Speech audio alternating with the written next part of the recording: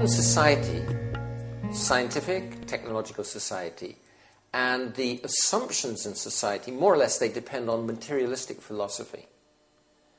And I'd just like to talk a little about materialistic philosophy and where it's coming from.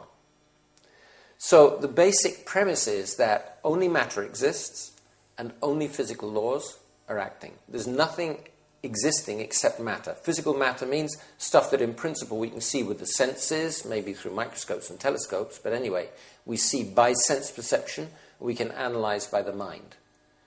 And only the physical laws are acting. There's no such thing as a real non-physical entity. This is what materialists say. And there's no influence other than just the physical laws. So that means that there's no such thing as a non-physical life force or spirit. It means that life is just a complex electrochemical phenomenon.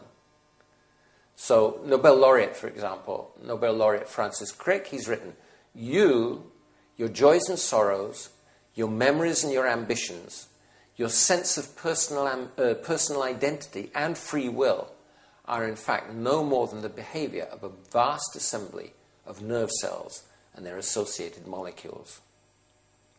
And in addition to denying the individual spirit or individual consciousness, materialists also deny the existence of any universal spirit. They deny the fact that, or they deny the idea that, the world is based on consciousness.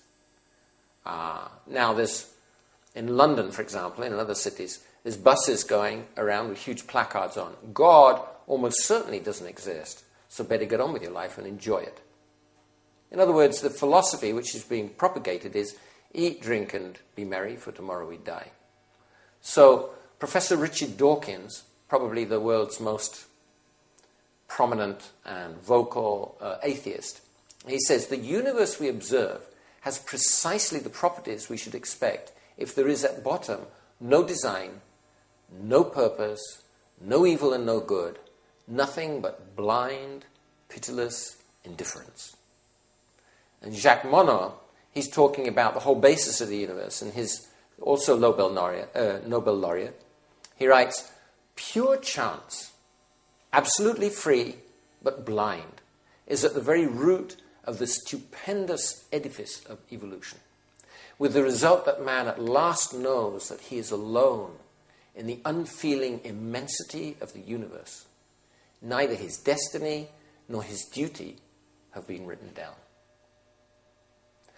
It means really there's no meaning to life, and there's no guidelines how we, quote-unquote, should live. So the best thing is we try and live so that we can get the maximum happiness and don't disturb other people to the extent that they start disturbing us. So it's a kind of humanism. It's a convenient way of living. Modern scientists, many of them are atheistic, but the first scientists were not atheists. So, for example, René Descartes and Sir Isaac Newton, these are two very prominent fathers of the whole scientific method. They were very deeply religious. René Descartes wanted to set up a system of certain knowledge based on the existence of the individual consciousness and God. And Isaac Newton said that, okay, we can see that the planets and so on, they're working according to the laws of nature, but they can't have been set up by those laws of nature. We can only assume that there's a grand power, universal power, that's done this. Then other famous scientists like Michael Faraday, Max Born, Louis Pasteur, and modern scientists like the leading geneticist Anderson, and Nobel laureates like Alan Diarmid, who pioneered research on conductive polymers, and William Phillips, who used lasers to cool atoms, and the neurophysiologist Sir John Eccles. They've all emphasized that there's no conflict between a religious worldview and a scientific worldview. In fact, some scientists have said that religion begins with God and real science ends with God. Because at the end of the day, they're saying that we see the hand of God in everything. How do we come to this stage where society is based on the assumption that there's nothing outside of matter and there's no real knowledge outside of scientific knowledge.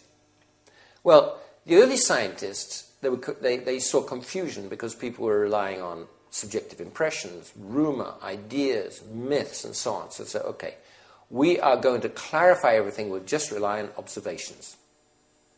I can make observations, you can make observations, we can get the same observations, we can come to the same conclusions. This is the objective method. And it was very successful. After a time, they found that they could make tremendous advances in understanding the properties of matter. So more and more, they began to lose interest in subjective knowledge and concentrate on objective knowledge. And then a bit further down the line, they concluded that actually objective knowledge is the only real knowledge. Everything else it's sentimentality. It's not real. And then further down the line again, they said, hey, anything that can't be covered by objective knowledge, it doesn't exist. Objective knowledge is absolutely necessary and sufficient. Anything outside the objective scientific worldview just doesn't exist. It's fantasy. And in this way, we come to what has been called scientism. Physical science is successful within the realm of physical objects. But it can't say that there's no other realm. There's nothing in science that says there's nothing outside science. This is just an assumption. It's blind faith. So scientism has been defined as excessive belief in the power of scientific knowledge and techniques. And this is it's the basis of modern education, and it's the basis of the assumptions that run the media and so on. And it's been formally instated in the scientific establishment and in education. For example, the National Academy of Science, they say, because science is limited to explaining the natural world by means of natural processes, it cannot use supernatural causation in its explanations. Explanations employing non-naturalistic or supernatural events, whether or not explicit reference is made to a supernatural being, are outside the realm of science and not part of a valid science curriculum. So they're limiting. They're saying, because science is limited to explaining the natural world in terms of natural things, so it can't use supernatural causation, but that's circular. It's just an assumption.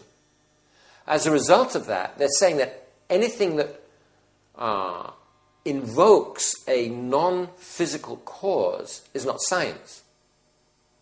And therefore it shouldn't come into the educational curriculum, which means that people are educated, they're brought up, socialized, to think only in terms of physical causes. They don't have the concepts, they don't even have the language to think in terms of non-physical entities or non-physical influences and causes. So this, now I want to point out that what is the alternative for this? Modern society is in difficulties. It's not only in difficulties, it's in crisis. And we can trace this back to this scientistic basis for society. And first of all, I want to talk about the Vedic wisdom tradition and the alternative worldview that it puts forward, and then point out some serious weaknesses in scientism. Show that scientism is actually, it's inconsistent with obvious facts, and it's also illogical.